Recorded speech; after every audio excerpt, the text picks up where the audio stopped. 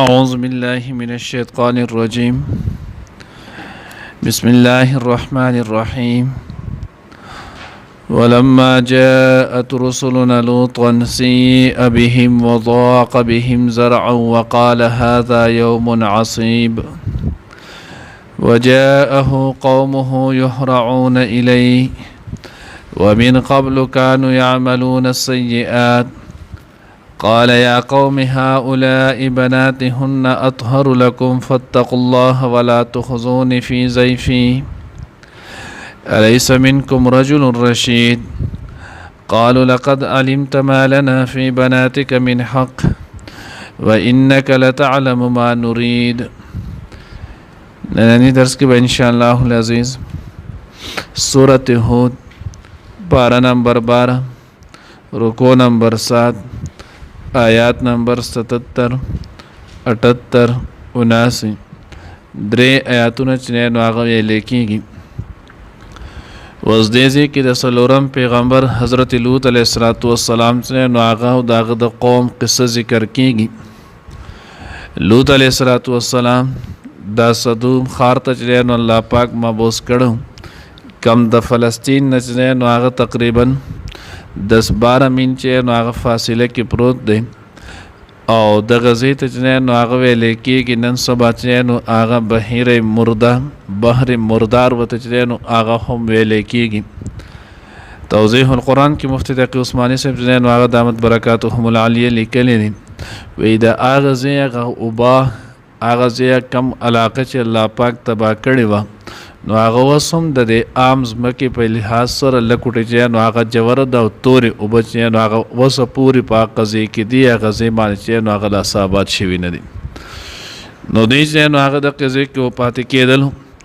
لوط علیه السلام دا د حضرت ابراهیم علیه السلام خپل سکه وراره ولو. د لوط علیه السلام د پلار نوم چې نو هغه حاران په غټه ها سره یا چې نو هغه په ورکوټې نری ها سره حاران دای د پلار نومو لوط بن حاران بن آزر د ابراهیم علیه السلام نو هغه وراره. ابراهیم علیه السلام باندې عراق کې 2 کسانو ایمان راوړو، یو حضرت بیبي ساره رضی الله تعالی عنها او دویم چې نو هغه حضرت لوط علیه السلام. بیا چې کله د هجرت چې نو هغه حکم وشولو نو د هجرت د حکم کېدلو نه وروستو دوی ورسره رالو، بیا الله جل جلاله د پیغمبر جوړ کړو او دغه صدوم ښار ته یې مبعوث کړو. اوس د دغه ښار خلکو کې چې نو هغه یو بدفعلي بد عمل چې نو هغه پروت و، العیاذ بالله اللهم احفظنا. نو دوی کې د بچبازۍ عمل چې نو هغه پروت و. لوط علیه السلام دوی له ډېر دعوت ورکړلو خو دوی په هغې باندې ونه شولو. نو کمې پرشتې چې د حضرت ابراهیم علیه السلام خواله چې نو هغه په زیرې په نیت باندې راغلی زیرې سر راغلی وي، نو دغه پرشتو بیا د ابراهیم علیه السلام نه اجازت واغستو د قوم لوط چې نو تباهۍ طرف ته روان شولې. تفسیر خازن کې چې نو هغې لیکلی دي وایي دوی چې کله تللو نو ویلو ته الله پاک ورته چې ګوره تاسو به 4 پیرې چې سو په دوی باندې حضرت لوط علیه السلام گواهی نه کړي نو تای پورې به دا خلک تاسو هلاکوئ نه. نو دوی چې کله دغه وخت کې رانلو نو یو قول دا دی چې دا ساخت ټیم ولو او دغه ټیم کې حضرت لوط علیه السلام په خپل پټي کې مشغول او په هغې کې ځان له کار کولو. نو دا پرشتې ورته آلتې چې نو هغه د انسانانو په شکل کې ښکلې امرد الکانو په شکل کې لاړې 12-14 کاله کسانو په عمر کې. مخکې هم څو کرته موږ ویلو پرشتو له الله جل جلاله دا اختیار ورکړی دی چې دوی خپل هیئت او صورت چې نو هغه بدلولی شي. ځکه پرشتې تعریف دا دی جسم نورانی یتشکل باشکال المختلف لا یذکر ولا یونس، دا چې نو هغه یو نورانی جسم دی او دا نور هغه نور دی چې کم مخلوق دی ګوره د الله صفت نه. نو دغه نور نه الله پاک پیدا کړی او دوی خپل حالت او هیئت بدلی. لکه ابراهیم علیه السلام خو الله تللی د مشرانو او یا 15 او یا کاله مشرانو په هغه صورت کې راغلو. اوس آل د چې لاړل د 12 کالو الکانو په صورت کې نو هغه لاړل. دوی کې نو هغه مذکر او مؤنث نه، ځکه د کم ځای کې مذکر او مؤنث هلته خواهشات هلته ستړی هلته جراحیمي او پرشتو کې نو هغه د جراحیم او دا قشي او دا نشته ځکه خواهشات نو هغه پکې نشته. بهرحال نو دی چې کله لوط علیه السلام خوان لرالي او بعض ویلي چې لوط علیه السلام خشاک لتل او خشاک چې نه نو هغه کولو نو دا هغه سر را روانو نو دوه ورته تاسو دا خلک څنګه دي لوط علیه السلام ډیر زیات چې نو هغه د دوی په لیدلو سره غمجن شو الله پاک وایسي بهم وضاق بهم زرعا هغه ډیر غمجن شلو او د دې په وجه باندې زړی چې نو هغه تنگ شلو و زړی ولې تنگ شو نو هلته دغه ته خو د خپل قوم د عمل د هغوی د کار چې نو هغه خو ورته پته وه چې دا داسې چې نو هغه خبیث قوم دی دوی به دا چل کوي نو لوط علیه السلام ورته دا ډېر بدموره قوم دی د مخ په ځمکه داسې چې نو هغه خراب قوم نشته لکه دوی چې دي نو جبریل علیه السلام خپلو ملګرو فرشتو ته میکایل علیه السلام اسرافیل علیه السلام نور چې کوم فرشتې ورسره وي هغوی ته یو ځل شو الله موږ ته ویلي دی په څلور پیرې چې نو هغه ګواهي کوي الله به بیا تاسو هلاکوي بیا چې نو صلی الله کې مخکې لاړه څه کسان ناسو د هغوی سره چې نو هغه سلام دا وشولو چې بیا ورته ویل بیا ورته دغه شان وی بیا دریم ځل بیا څلورم ځل بیا د هغې نه وروسته بهرحال دغه باندې چې نو لوط علیه السلام خفه شو وقال هذا یوم عصیب نننۍ ورځ ډېره د مصیبت او ډېره د غم ده یو طرف ته میلمانه دي د میلمنو چې نو هغه حفاظت کول دي بل طرف ته ټول قوم دی د ټول قوم سره چې نو هغه جنگ په سر اغستل دي نو ځکه په دغه وجه باندې لوط علیه السلام چې نو هغه غمجن شو زړه تنگ شو وجاءه قومه يهرعون الیه الله وی داغه قوم چې نو هغه رالو داغه ته په منډو سره منډې والي دا طرف ته نو یو دا نه چې د خلکو د ورځې ساخت ټایم مو چې ونیدل الله د لوط علیه السلام سره الیاذ بالله داسې ښکلي چې نو هغه هلکان راغلي دي نو دوی چې نو هغه دغه کار پکې ونو راځئ چې لاړ شو بعضې حضرات چې نو هغه لیکلي دي چې د لوط علیه السلام چې نو هغه خپل کور والا وائله دا چې نو هغه د قشانتي کافره ښځه وه مخکې ما چې نو هغه بل د نوح علیه السلام واقع کې ویلو د پیغمبر بیبي بدکاره نشي کېدی کافره چې نو هغه کېدی شي نو د هغه هم کافره وه او د هغې کافر والی په وجه باندې د دغې خپل قوم سره چې نو هغه ولاړه وه نو د هغې چې نو هغه وی دا وکړل د دې به عادت وی دا چې کله به د شپې د دغې خلکو جدي څوک میلمانه یا دا به رالل نو دوی به اور بلو چې خلکو ته پته ولګي او چې کله به ورځ وه نو لوګی به یې کوم نو یې دغې خلکو طرف ته چې نو هغې اشاره وکړله خلک چې نو هغه رالل چې زمونږ کره راشي دغه شان د لوط علیه السلام چې نو هغه میلمانه راغلي او داسې ښکلي خلک دي نو په هغه وخت کې خدا کافره وه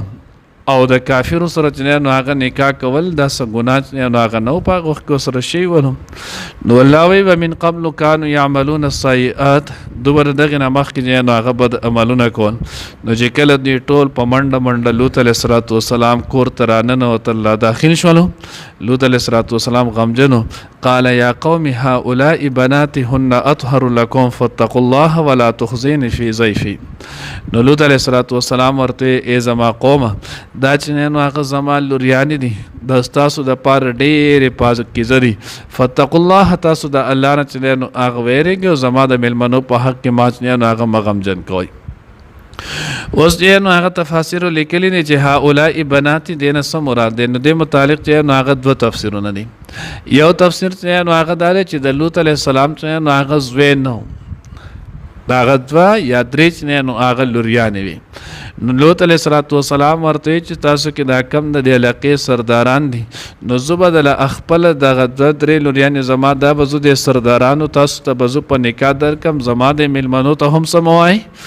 او دا به زه تاسو له په نکاح درکم نو تاسو د علاقې سرداران یې تاسو دا نور خلک چې نو هغه د دغې عمل قبیح عمل نه چې نو هغه به راکړي او ما وویل چې په دغه وخت کې نو هغه نکاح کول دا د مشرکانو سره چې نو هغه جایز ولو لکه څنګه چې په ابتدا د اسلام کې د 14 کاله پورې چې نو هغه د ښځو چې نو کافرانو سره نکاح کول چې نو هغه جایز ولو ځکه حضور علیه السلام مشره لور حضرت زینب رضی الله تعالی عنها هغه په ابوالعاص باندې چې نو هغه واده نه وه حالانکه هغه چې نو هغه کافر ولو بیا وروسته چې نو هغه ایمان راوړو دغه شانتي باقي دوه لوریان چې نو هغه حضور علیه السلام چې نو هغه د عتبه د ابي لهب چې نو هغه زامن لوی ورکړ نه وي کم چې بیا هغې بدبختو چې نو هغه پرېښودلې بیا چې کله دغه آیات صورت بقرې د آیات په 14 کال د نبوت باندې او د هجرت په 3 کال باندې نازل شو ولا تنکحوا المشرکات حتی یؤمنن ولا امة مؤمنة خير من مشركة ولو اعجبتكم ولا تنكحوا المشركين حتى يؤمنوا ولا عبد مؤمن خير من مشرك ولو اعجبكم. دا چې کله بیا نازل شو نو د دې د نزول نه ورستو بیا د مسلمان او د کافر په آپس کې نکاح کول چې نو هغه ناجیز او حرام شول. نو یو قول د کنه دویم تفسیر چې نو هغه حضرات لیکلي چې هر پیغمبر دا د وخت چې نو هغه د خلکو روحاني او اصلاحي پلار وي. نو چې کله پیغمبر د وخت د خپل امت روحاني چې نو هغه پلار وي لکه د حضرت سلمان رضی الله تعالی عنہ په یو روایت کې چې نو هغه راځي نبی رسول الله والسلام ورته وی ان چې نو هغه والد لامته یا چې نو هغه بمثل والدین چې نو هغه لولده زه د خپل امت د پاره چې نو هغه پشان د پلار یم لکه څنګه چې پلار د خپل زوی دا د اصلاح کې نو د قشانت زوم نو هر پیغمبر دی. نو پیغمبر لوط علیه السلام چې په دې امت کې دا کمی جنکه موجود دي ستاسو د خواهش ته پوره کېدو د پر دستاو د لپاره کافی دي کنه د دې سره نکاح چې نو هغه کې د ستاسو لپاره پوره دي. هن اطهر لكم د دې چې نو هغه د ستاسو لپاره ډېری خدي او پاکه دي. فتقوا الله د الله نه ویریږي د خپل قبیح عمل کې او د نقلار شي. ولا تخزوني في ضيفي او ما چې نو هغه مغم جن کوی زما د میلمنو په باره کې. الیس منکم رجل رشید آیا تاسو کې څوک د سړی زوی نشته؟ تاسو کې جنو هغه څوک پوها نشته چې هغه په دې خبره باندې پوه شي وای چې او یار دا کار غلط کار دی او د دینه منع شي. اوس د پیغمبر چې نو هغه څومره دردانه چې نو هغه دعوت بیا د پیغمبر چې نو هغه په څومره اعلی او ښکلې لهجې سره دوی پوه کول بیا دوی ته د دې چې نو هغه په جایز طریقې د خواهشاتو چې نو هغه پوره کولو ترتیب ښودل دا ټولې خبرې چې نو هغه ورته وکړلې. خو چې کله انسان گمراه شي دی په هغه خپل گمراهۍ باندې چلیږي نو دی ورته اوس چې نو هغه سوره د بیروخۍ چې نو هغه کلام ویلو قالوا لقد علمت ما لنا في بناتك من حق. تاسو ته پته نه نو دی ورته چې نو هغه وی تا د پته د لوط علیه السلام مونږ ستا په لوریانو کې چې نو هغه څه حق نشته څه دلچسپي چې نو هغه نشته زمونږ د دې خبرو سره چې نو هغه څه کار نشته چې د ښځو سره چې نو هغه واده کول او هلته چې نو خواهش پوره کول. و انک لتعلم ما نريد تا د پته ده چې زمونږ څه مقصد دی مونږ به حق کوم. نو دوی چې نو هغه داسې قبیح قوم چې نو هغه ولو نو په دغې چې کله ولو پرشتو ته چې نو هغه پته ولګېده لوط علیه السلام ډېر زیات چې نو هغه پریشانه شو. نو بیا ورته پرشتو وی چې تو خفه کېږه مه موږ د الله پاک د طرف نه چې نو هغه پرشتې راغلي او د دوی ټایم چې نو هغه پوره دی نور وسته دوی د هلاکت وخت چې نو هغه دی. الله رب العزت دې موږ ته صحیح پوهه نصیب کړي. ولما او هر کله جاءت چراغ له رسولنا پیغمبران پرشته زمونږه لوط علیه السلام ته سی بهم نو هغه غمجن شو د دوی پراتلو وضاق بهم او تنگ شو لدی باندې زرعا پرړکې وقال او ویلو هذا دا یوم نصیب ورځ د ډېره د مصیبتو وجاءه قومه او راغلی د قوم د یهرعون الیه چې منډي وهلې د طرف ته یعنی په منډه ومن قبل كانوا يعملون السيئات او دوی د دینه مخکې کولو عملونه بدو. قال یا قوم لوط علیہ السلام ای زما قوم هؤلاء دادی بنات زما لونه هن اطهر لكم دی چې نو هغه ډېرې پاکې دي تاسو د پاره. فاتقوا الله پس ویریږئ د الله نه ولا تخزوني في ضيفي او تاسو مغم جن کوئی مال زما په میلمنو باره کې. الیس منکم رجل آیا نشته په تاسو کې سړی رشید پوهه په سمه لار روان. قالو نو دوی اوی لقد علمت بشکت پوهایی تا ته پته ده مالنا چې نشته زموږ د پاره فی بناتک ستا په لوریانو کې من حق څه حق یعنې څه دلچسپي. و انک لتعلم او بشکت ښه پوهېږي ما په هغه څه نورید چې مونږ غواړو.